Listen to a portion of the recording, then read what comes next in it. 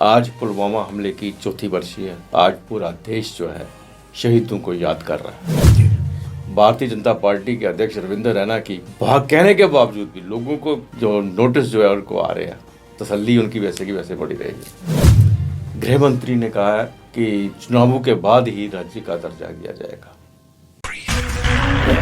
रंगीन खबरों की परत दर परत खोलता है तबसरा, बयां करता है खबर के पीछे की कहानी। तीर पंचाल से सब कुछ दिखता है।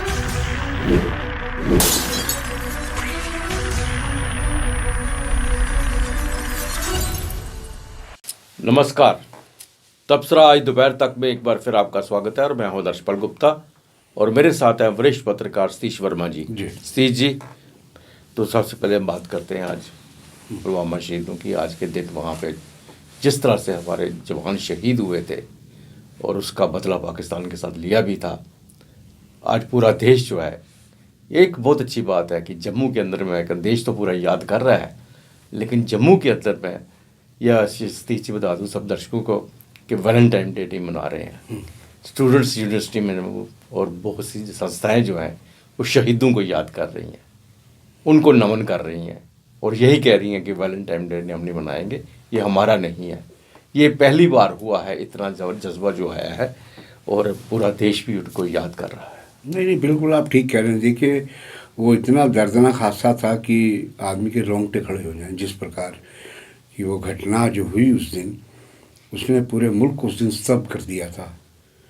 वो अलग बात है कि विपक्ष के कुछ लोगों ने उंगलियां उठाई इस हमले को लेकर, लेकिन इतना ज़रूर है कि 40 जवान शहीद हो जाने और आतंकी हमले में, ये शायद देश के इतिहास में पहला एक ऐसा आतंकवादी हमला था जिसमें इस प्रकार का घात लगाकर हमला किया गया। तो आपने ये भी कहा कि आज वैलेंटाइन डे जो है, देश में बहुत सी जगह लोगों ने, जम्मू के अलावा और भी जगह लोगों ने मतलब इस हादसे को याद करते हुए एक श्रद्धांजलि के रूप में उन शहीदों के नाम। तो मैं कहता हूँ, देखिए, किसी भी मुल्क की जो पहचान है उसकी फ़ौज और उसके ये जांबाज होते हैं, चाहे सरहद की बात हो या अंदर की सुरक्षा की बात हो। सीआरपीएफ की इतनी बड़ी कुर्बानी एक तरीके से एक वक्त, बिल्कुल ये वास्तव में ये इतिहास की बात है। लेकिन ये है कि विपिन लाइन आज उन तमाम शहीद हुए जवानों, सीआरपीएफ, बल्कि जो भी जवान हो हमारे सुरक्षा एजेंसियों के, जो मुल्क के लिए, मातृभूमि के लिए अपनी शहादत का जाम पीते हैं, उन सबको विपिन लाइन की ओर से भावपूर्ण श्रद्धांजलि। और उन युवाओं को जो आज के भटकाव के दौर में एक अपने देश की असमत को लेकर, देश के जज्बे को लेकर वैलेंटाइन को दरकिनार करते हुए उन शहीदों के लिए याद किया गया। हम उसमें हर वर्ग का स्टूडेंट है, बिल्कुल, एनएसवाई के भी हैं, दूसरे संगठन भी हैं और हिंदूवादी संगठन भी हैं। तो हम सब वो कहेंगे कि इस प्रकार का जज्बा हमेशा बना रहे। सीजे नोटिसों का सिलसिला जारी है। कल नई बस्ती में नोटिस दिए गए थे, वहाँ काफ़ी हंगामा हुआ। उसके बाद बड़ी ज़बरदस्त सियासत भी हुई। वहाँ पे रमन बल्ला भी पहुँचे, वहाँ के कॉरपोरेटर भी पहुँचे। उसके बाद से रविंद्र रैना जो भारतीय जनता पार्टी के अध्यक्ष हैं वो भी पहुँचे और उन्होंने उनको आश्वासन दिया, दावे किए कि आपको कोई नोटिस नहीं आएगा, आपको कोई नहीं हिलाएगा, कोई नहीं तोड़ेगा दुकानें। आज जो है सदर बाज़ार जो सतवारी है, सतवारी में एक सदर बाज़ार है, बहुत पुराना बाज़ार है, उस वहाँ दुकानदारों को भी नोटिस दिए गए। बड़ी अजीब सी स्थिति है। कल भी हमने बात की थी कि जिस तरह से वो इरिगेशन डिपार्टमेंट नोटिस दे रहा है, तो वहाँ के जो दुकानें थी, जो खोखे हुआ करते थे किसी ज़माने में, उनको म्यूनसिपैलिटी ने अलाट किया था, किराया लेते थे। और यहाँ जो इससे भी विपरीत बात यह है कि वहाँ पे जो कंटोनमेंट बोर्ड है वो उनसे किराया लेता है दुकानों का, और दुकानें उन्होंने बना के दी हुई हैं। पहले बहुत पुरानी वहाँ पे खोखे होते थे, बाद में दुकानें बनाएंगी। दुकानें भी जो है कंटोनमेंट बोर्ड ने बनवाई हैं और उनका किराया भी वो कंटोनमेंट बोर्ड ले रहा है। अब इरिगेशन जो है उनको नोटिस दे रहा है। अब इन्होंने बहुत से चर्चे हैं, बहुत से दावे कर रहे हैं। जिस तरह हमने कहा कि भारतीय जनता पार्टी के अध्यक्ष दावे कर रहे हैं, दूसरे जाके दावे कर रहे हैं, लेकिन हकीकतन बात ये है कि इनके डिमोलिशिंग के आर्डर हो चुके हैं। अब कितना ये रोक पाते हैं, कितना इस पे एक्शन होता है, लेकिन डिपार्टमेंट ने जो नई बस्ती एरिया जितना भी है उसका डिमोलिशिंग ऑर्डर किया हुआ है। ये बात नोटिस ही नहीं थी, नोटिस का पीरियड हो चुका है, नोटिस का 7 दिन का पीरियड था, वो तो हो चुका है। नोटिस के बाद डिमोलिशिंग ऑर्डर भी है, लेकिन इसी तरह के दावे देते रहे और लोगों को यही समझाते रहे कि आपका कुछ नहीं बिगड़ेगा जब तक लोगों के सामने कोई नोटिस नहीं आएगा, लोगों के सामने कोई ऑर्डर नहीं आएगा कि आपको नहीं तंग किया जाएगा, आपकी दुकानें नहीं तोड़ी जाएगी, तब तक वो शांति से कहाँ बैठेंगे। आज हर एक के दिल में वही बात है, परेशानी है कि हमारी रोजी रोटी, आज शाम को घर जाएंगे, सुबह हम दुकान खोल पाएंगे या नहीं खोल पाएंगे। ये एक बहुत बड़ी स्थिति बनी हुई है। नहीं, ठीक कह रहे हैं। देखिए, रमन भल्ला तो कांग्रेस के नेता हैं, वो सहानुभूतिपूर्व गए होंगे वहाँ, लेकिन मुख्यतः जिम्मेदारी तो भाजपा की नहीं। मैं ये जिस वक्त पहले भी ऑर्डर आते थे तो रमन भल्ला ने रखवाए थे, उस वक्त सरकार थी और लेकिन अब जिम्मेदारी, नैतिक तौर पर जिम्मेदारी बीजेपी की बनती है। और भाजपा के प्रदेश रविंद्र रैना, उनके बारे में कहते हैं हरि अनंत, हरि कथा अनंता। उनकी भी कहानी अनंत हैं, वो क्या कब कह देंगे, क्या कहाँ बोल देंगे, और दावे ऐसे हाथ हिला के भाव भंगिमा ऐसे बनाएंगे कि मानो कि वो राज्यपाल के ऊपर वो ऊपर लगे, उनका आदेश सर्वोपरि है। कल ही इन्होंने दावा किया कि तुम डरो ना, कोई नोटिस नहीं आएगा, ये है वो है। नोटिस आ गए उसी इलाके के अंदर, एडजॉइन इलाका है, नई बस्ती के सामने है, एक ही नहर है, वो सुबह नंबर 9 कहते हैं, हम एक ही नहर है। हम ये कहना चाहेंगे पीपी लाइन की ओर से, रविंद्र रैना जी, आप भाजपा के प्रदेश अध्यक्ष हैं, इसका आपको बोध और ज्ञान कब होगा? इसका बोध करिए कि आप किस स्तर पे बैठे हैं, आप किस तरह के बयान देते हैं। या तो आप सीधा उपराज्यपाल के पास जाइए, उनसे कहिए, मनोज सिन्हा जी से, जिस तरह गुलाम नबी आज़ाद सीधा होम मिनिस्टर के पास गया, आगे उन्होंने बयान भी दिया। आप जाइए अमित शाह जी के पास, उनसे कहिए भाई हमने कल को चुनाव में उतरना है और हम कहाँ से वोट लेंगे, कहाँ से जीतेंगे। पॉलिटिकल एजेंडा लेके जाइए भले, तो आप नैतिकता की बात छोड़िए, इंसानियत की बात छोड़िए, लेकिन आप जाके ढोल पीटें जी अब कोई आएगा नहीं, कोई नोटिस नहीं, कोई गिरावट नहीं, और 24 घंटे नहीं बीतते एक किस्सा और आ जाता है। जिस प्रकार दुकानदार बोल रहे थे विजुअल के ऊपर कि देखिए हम 53 से बैठे हैं, 56 में पहले वो खोखे थे, दुकानें बन गई, कंटोनमेंट हमसे रेगुलर पैसा ले रहा है, और 3-3, 4-4 पुश्तें 70 साल हो गए बैठे हुए आज, और आज अचानक नोटिस आ जाए, उनको बेदखल किया जाए रोजी रोटी से। ये तकलीफ तो कोई भी समझ सकता है सहज भाव से। तो हम समझते हैं कि इस पर बीजेपी के दूसरा नेतृत्व भी है, जरूरी के रविंद्र रैना, कविंदर गुप्ता है, डॉक्टर निर्मल सिंह है, और तमाम नेता, उनको भी इस बारे में, जो स्थानीय स्तर के नेता, उनको इस बार सोचना चाहिए कि भाई साहब ये आप कर क्या रहे हैं।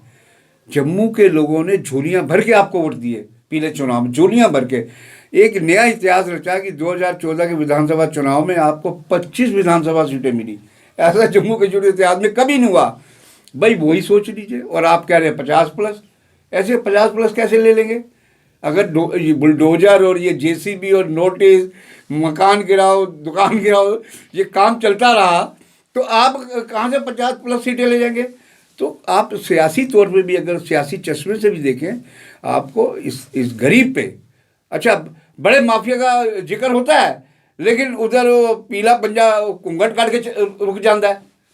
मतलब पीले पंजे भी देखता है कि कहाँ कितने कुंड काटना है तो कितने सामने चलना है। पीले पंजे की ये स्थिति बन चुकी है। तो हम समझते हैं कि इसमें बीजेपी को क्लियर आगे जाके उपराज्यपाल से निवेदन करना चाहिए कि हमको यहाँ चुनाव भी लड़ना है कल को, और चूँकि लोकशाही में यही होता है, लोगों की चिंता करना।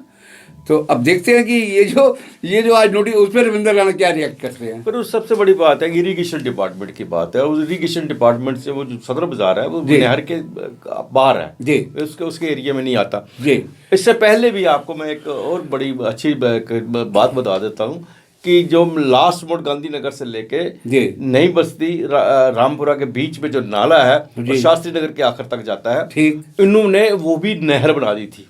कागजों में वो नहर थी, अच्छा, और वो नहर के वो भी इरिगेशन डिपार्टमेंट ने उस वक्त भी वो दुकानों के साथ साथ जो मकान थे तो पहले तो वहाँ पे किसी डिपार्टमेंट के आदमी ने अपने नाम पे लाट करवा ली सारी जगह।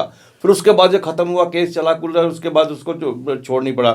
अब वो दुकानें जो उन्होंने कह दीजिए इरिगेशन डिपार्टमेंट के मकान जो इरिगेशन डिपार्टमेंट के साथ साथ आते हैं, इन सबको डिमोलिशिंग होना शुरू हुआ।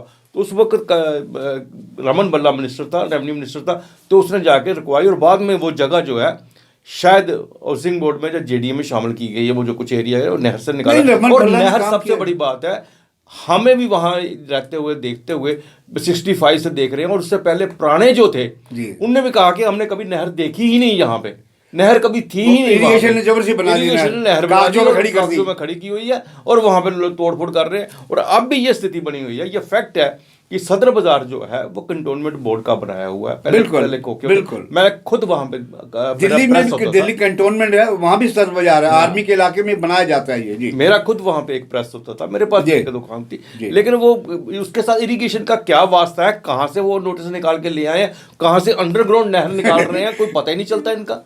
और हालात ये है कि लोग बेहद दुखद और चिंताजनक हालात हैं। और हम फिर कह रहे हैं कि बीजेपी जिसकी नैतिक और राजनीतिक जिम्मेदारी बनती है मौजूदा दौर में, उनको उनके नेतृत्व को सामूहिक रूप से बैठ के, चाहे वो प्रभारी तरुण चुग हो, वो आते हवाई अपना यात्रा की है, दाएं बाएं मीटिंग के जो निकल लिए पतली गली से, उनको भी चाहिए। वो तो दिल्ली बैठते हैं, चल सकती हैं ऑलरेडी आके, उनको चाहिए जाके बात करें नड्डा साहब से, नड्डा साहब अमित शाह जी से बात करें, पीएम मोदी से बात करें, स्पष्ट तौर पर कोई रास्ता तो निकालें उनका। स्पष्ट तौर पर दुकानदारों को बताना चाहिए, हार्ट अटैक हो जाएगा समझे ना? सबको, मरेंगे वो, उनको अच्छा, पता ही नहीं सारे चलेगा कब 60 क्या हो प्लस जाएगा। हैं, ऐसे आदमी बीमारी से ग्रस्त हाँ। होता है, और ये जो शौक लगेंगे, इससे और लोगों के बीमारियों को और गंभीर बीमारियों के शिकार होंगे।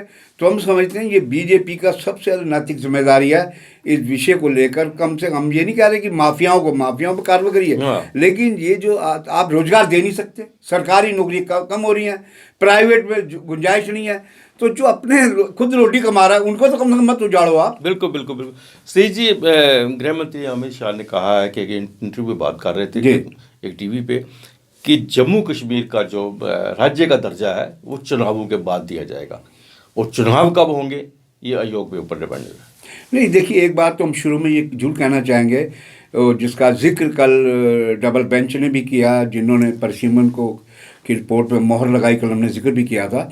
और जिस तरह कश्मीरी लोग 370-35 की बात करते हैं, वो मामला वास्तव में एक बहुत बड़ा एक ऐसा रोड़ा था। लोगों के वेस्ट पाकिस्तान के रेफ्यूजी थे, पंजाब से लाकर वाल्मीकि समुदाय के लोग बसाए गए, गोरखा समुदाय के लोग, और भी लोग जो बाहर से यहाँ नौकरी करने आते हैं या कारोबार करने आते हैं।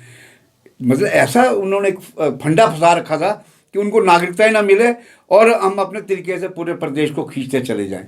तो मैं समझता हूँ इसके लिए हमने पहले भी जिक्र किया पीपी लाइन में, इसके लिए प्रधानमंत्री नरेंद्र मोदी, गृह मंत्री अमित शाह, वो दम रखा उन्होंने ये विवादित धारा को वहाँ से हटाने के लिए, और इसके लिए पीपी लाइन उनको बार बार मुबारकबाद देता है।